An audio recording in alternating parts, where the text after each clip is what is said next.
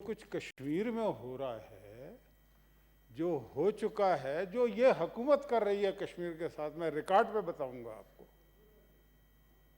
مطلب کشمیری تو کٹ رہا ہے، مر رہا ہے، خون کی ایک لکیر ہے، اور وہ آگے ہی بڑھتا جا رہا ہے، قربانیاں دیتا جا رہا ہے، اور وہ کہہ رہا ہے کہ شوق سے شہر پناہوں میں لگا دو ہم کو، ہم چٹانیں ہیں، کوئی ریت کا ساحل تو نہیں. اور وہ ان کی جو تحریک ہے وہ افضل گرو سے شروع ہوتی ہے. مقبول بٹ کبھی قربانی دیتا ہے، تہاڑ جیل میں پھانسی چڑھ جاتا ہے، افضل گرو بھی چڑھ جاتا ہے. پھر برہان وانی جو ہے اس کی تحریک آزادی ہے، پھر ریاض نائکو ہے، پھر جنید ہے، پھر آسیہ اندرابی ہے، اس کا خاوند ہے جو 26 سال سے جیلوں میں ہے. یاسین ملک آج بھی جیل میں ہے، اس کی بیٹی جو ہے جو چکوال کی رہنے والی ہے وہ پھر رہی ہے کشمیر کے لیے. ذرا میں یہ اس لیے بتانا چاہتا ہوں پتہ تو لگے. اور پھر اس کے علاوہ علی گیلانی جیسے بزرگ جو بہت زیادہ ایجڈ ہیں لیکن کس جواں ہمتی کے ساتھ وہ اس پرچم کو بلند کیے ہوئے ہیں. میر وائز عمر فاروق ہیں، پھر نذیر گیلانی ہیں، پھر نقش بندی صاحب ہیں، پھر محمد شال صاحب ہیں، پھر صلاح الدین صاحب ہیں، پھر حریت کانفرنس اور حزب المجاہدین اور ان کے لیڈران اور ان کے مجاہدین ہیں. یہ سارے لگے ہوئے ہیں، ادھر سے بھی ہیں، رشید ترابی ہیں وہاں سے، اور دیگر لوگ ہیں. ہمارے ملک میں مختلف جماعتیں ہیں جنہوں نے یہ علم بلند کیا ہوا ہے. کل تک جو عمران خان کے لیے اور کشمیر کے لیے بڑے بڑے لوگ، بڑے بڑے اینالسٹ بیٹھ کے باتیں کرتے تھے، آج وہ اوپنلی کہہ رہے ہیں کہ انہوں نے کشمیر کو بھیج دیا ہے. یہ کون سی ہمیں کہانیاں سنا رہے ہیں یہاں پہ؟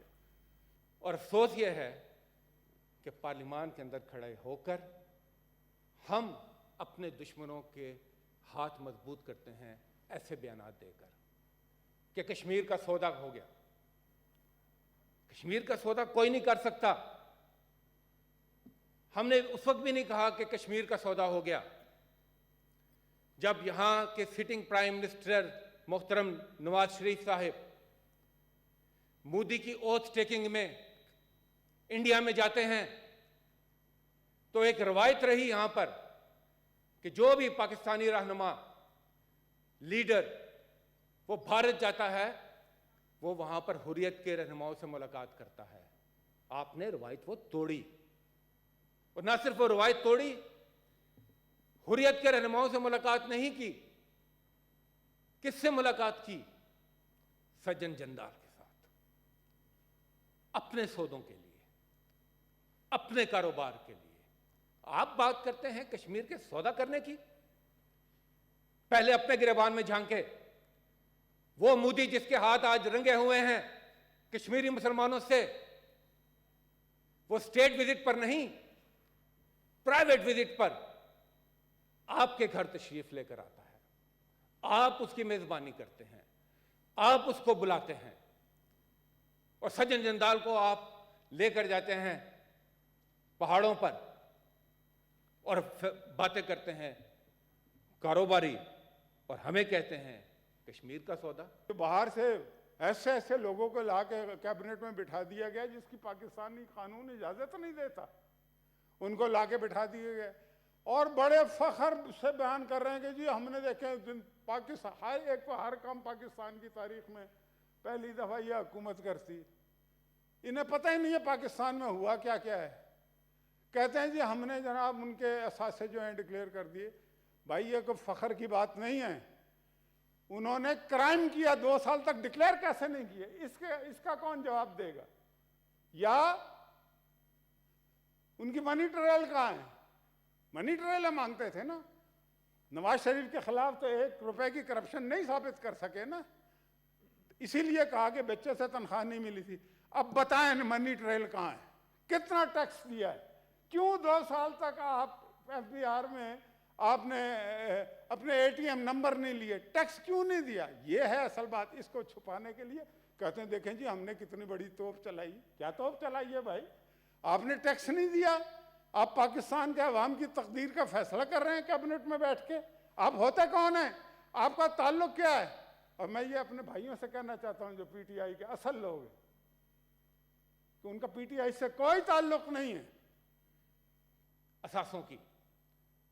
اور اس بات کا گہرا تعلق ہے یہاں پر جو نیب کے حوالے سے باتیں ہوئیں تو میں چاہوں گا کہ ان دونوں باتوں کو میں اکٹھا کروں، مگر سب سے پہلے آپ کو یہ کریڈٹ دینا پڑے گا، دینا چاہیے ایٹ لیسٹ، کہ جب کوئی قانونی بندش نہیں، جب کوئی آئینی بندش نہیں، تو اپنے پارٹی کے منشور کے مطابق ٹرانسپیرنسی کے تقاضوں کو ملحوظ خاطر رکھتے ہوئے پرائم منسٹر نے اپنے جو ایڈوائزرز تھے، ایس اے پی ایمز تھے، ان کو پابند کیا کہ وہ اپنے اثاثے ڈکلیئر کریں، نہ صرف ڈکلیئر کریں بلکہ پبلک بھی کریں۔ کیوں؟ یہ اس لیے بھی ضروری ہے کہ شفافیت کا یہ تقاضا ہے کہ جب آپ حکومت میں آتے ہیں تو آپ کی مالی حیثیت اس وقت کیا ہوتی ہے، اور جب آپ حکومت سے تشریف لے جاتے ہیں تو اس وقت آپ کتنے مالا مال ہوتے ہیں۔ یہ ہے فلسفہ اس کے پیچھے۔ اور یہاں پر بات ہوئی کہ کیبنٹ میں بیٹھنے کی اور حساس، یہ لفظ کہے گئے، حساس فیصلوں میں شریک ہوتے ہیں، تو جناب چیئرمین میں پوچھنا چاہوں گا کہ محترم طارق فاطمی صاحب، سرتاج عزیز صاحب بیک وقت فارن منسٹری کو دیکھتے تھے، اس وقت حساس فیصلے فارن افیئرز کے حوالے سے نہیں ہوتے تھے؟ وہ جائز تھا، یہ ناجائز ہے۔ دوہرے معیار کی سیاست کو ختم کریں، ایک معیار رکھیں اور اسی کسوٹی پر سب کو پرکھیں۔ سارے کچھ کام کرنے کے بعد آپ کی سپریم کورٹ نے آپ کے منہ کو کالا کر دیا۔ اس حکومت کو بھی خالی نیب کو نہیں کیا، نیب اور حکومت کا گٹھ جوڑ ہے، ان دونوں کا منہ کالا ہوا ہے، اور ان دونوں نے مل کے منہ سے قبول کیا ہے۔ بزدل اتنا ہے، پھر کہتے ہیں جی ہمارے تو دور میں ہوا ہی نہیں ہے مقدمے درج۔ بھائی ہمارے دور میں ہوئے ہیں، جس دور میں ہوئے ہیں، ہم نے تو اپنے دور میں آپ کے خلاف کوئی مقدمہ نہیں درج کیا تھا۔ بات یہ ہے کہ آپ منی ٹریل مانگتے تھے نا، اب کیوں نہیں مانگتے؟ اب کیوں آپ کے منہ سل گئے؟ جناب چیئرمین، یہاں بات ہوئی جو سپریم کورٹ کے آنریبل جج صاحبان کی ججمنٹ کل آئی، اور اس میں کئی چیزوں کی بات کی گئی، آبزرویشنز دی گئیں، اور میں سمجھتا ہوں بڑی اہم ہیں۔ وہ صرف اپوزیشن کے لیے نہیں، وہ ہمارے لیے بھی بہت اہم ہے، اور میں اس کی ڈیٹیل میں جانے سے پہلے صرف ایک بات کرنا چاہوں گا کہ جب آپ کسی ججمنٹ کا حوالہ دیتے ہیں تو پھر اس کے پورے سیاق و سباق اور تمام اس کے جو پہلو ہیں ان کا بھی خیال رکھیں۔ اسی ججمنٹ کا آخری پیرا ہے، پیرا 93، میں وہ صرف پڑھ دیتا ہوں، ذرا اس پہ بھی ایک نظر ڈال لے، کہ لکھا گیا کہ in the end we may observe that the observations herein above are merely tentative in nature,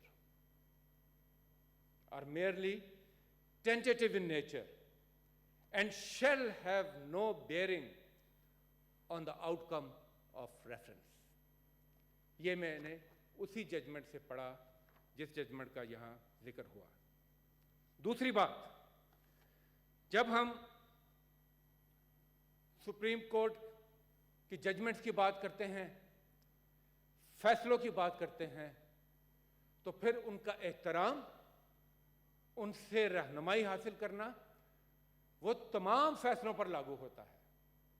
یہ نہیں کہ اگر تو کوئی آپ کو کوئی فیصلہ پسند ہے آپ اس کے اوپر بات کریں، اور اگر آپ کو کوئی فیصلہ پسند نہیں تو آپ اس کے خلاف بات کریں۔ میں اپنی طرف سے نہیں، سپریم کورٹ کی ججمنٹ کے حوالے سے کچھ چیزیں پڑھ دینا چاہتا ہوں۔ یہاں پر بابر اعوان صاحب تشریف فرما ہے, رضا ربانی صاحب بھی ابھی یہاں تشریف فرما تھے, نائک صاحب, بڑے ان سب حضرات کا میں احترام کرتا ہوں. ان کا بڑا نام ہے پاکستان کی جوڈیشری کے حوالے سے پیش ہوتے ہیں عدالتوں میں. ایک ججمنٹ تھی پیناما گیٹ کیس کے حوالے سے بھی, اور وہ 5 رکنی بینچ تھا, headed by honourable justice Asif Saeed Khosa. میں ان کی ججمنٹ سے کچھ چیزیں پڑھ کے بتا دیتا ہوں, اور وہ سیلف ایکسپلینیٹری ہیں, اس وجہ سے میں وہ پڑھنے کی جسارت کر رہا ہوں. انہوں نے ذکر کیا 1969 کے مشہور ناول گاڈ فادر کا, اور یہ کہانی ہے اس ملک کی جو میں نے نہیں, honourable justice supreme court Asif Saeed Khosa صاحب اپنے فیصلے میں تحریر فرما رہے ہیں. 1969 کا ناول دا گاڈ فادر, اور یہ کہانی ہے کس کی؟ ایک مافیا فیملی کی, مافیا فیملی کی کہانی ہے. اور یہ بیس کس کے اوپر کرتی ہے؟ ایک مشہور مقولہ ایپیگراف بیلزاک کا, کہ behind every great fortune there is a crime. اور اس کو ایکسپلین کرتے ہوئے آگے انہوں نے بڑی خوبصورت بات تحریر کی. لکھتے ہیں, the epigraph was inspired by a sentence that was written by Balzac as follows, and I quote, اور یہ بہت اہم ہے, the secret of a great success for which you are at loss to account is a crime that has never been found out because it was properly executed. یعنی اگر آپ کا acquittal یا آپ کسی طریقے سے بچ بھی جاتے ہیں تو ضروری نہیں کہ آپ بے گناہ ہو. تاریخ بتاتی ہے کہ اگر آپ کارروائی کے ماسٹر ہیں تو آپ کو پتلی گلی سے نکلنے کا رستہ بھی آتا ہے. آگے پھر لکھتے ہیں, آگے پھر نکلتے ہیں, it is ironical and a sheer coincidence that the present case, یہ بات ہو رہی ہے اس وقت کے نواز شریف صاحب کے کیس کی, that the present case revolves around the very sentence attributed to Balzac جس کی میں نے ابھی بات کی. اور کہتے ہیں کہ the fortune amassed by respondent number 1, which is Mian Mohammad Nawaz Sharif, is indeed huge and no plausible or satisfactory explanation has been advanced in this regard. اور اگلے پیرا میں لکھتے ہیں, in the matter of explaining the wealth and asset, respondent number 1, which is Mian Nawaz Sharif, has not been honest to the nation. اس NAB ordinance کے اندر زیر زبر پیش فل سٹاپ کاما کسی چیز میں رد و بدل نہیں کیا گیا, ایز اٹ از چلتا گیا. اور آج جو نیب ہے اس کا جو سٹرکچر ہے یہ بھی پیپلز پارٹی اور نواز شریف دونوں کے دور حکومت کا بنایا ہوا.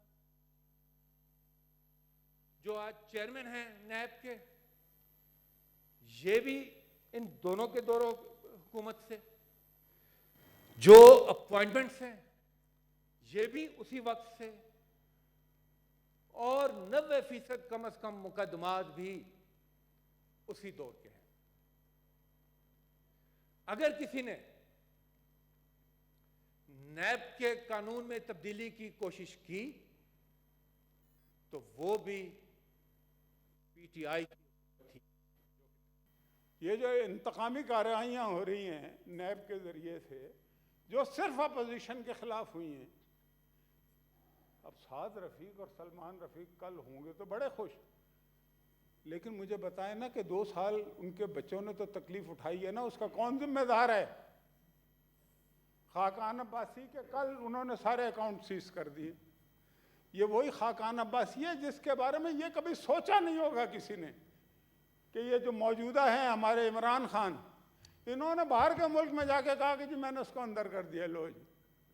اور پارلیمنٹ وہ فورم ہے، آج وقت ہے کہ مل کر بیٹھیں اور اس قانون میں جہاں پر خامیاں ہیں، کمزوریاں ہیں، ان کو دور کریں، مگر اس نیت کے ساتھ کہ ہم نے احتساب کے عمل کو مضبوط کرنا ہے.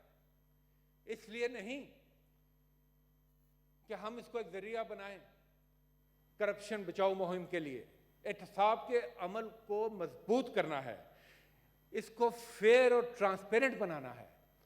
اور میں یہ کہتا چلوں کہ یہاں کہا گیا کہ ان کمزوریوں کی وجہ سے لوگ اتنا عرصہ نیب کی کسٹڈی میں رہے.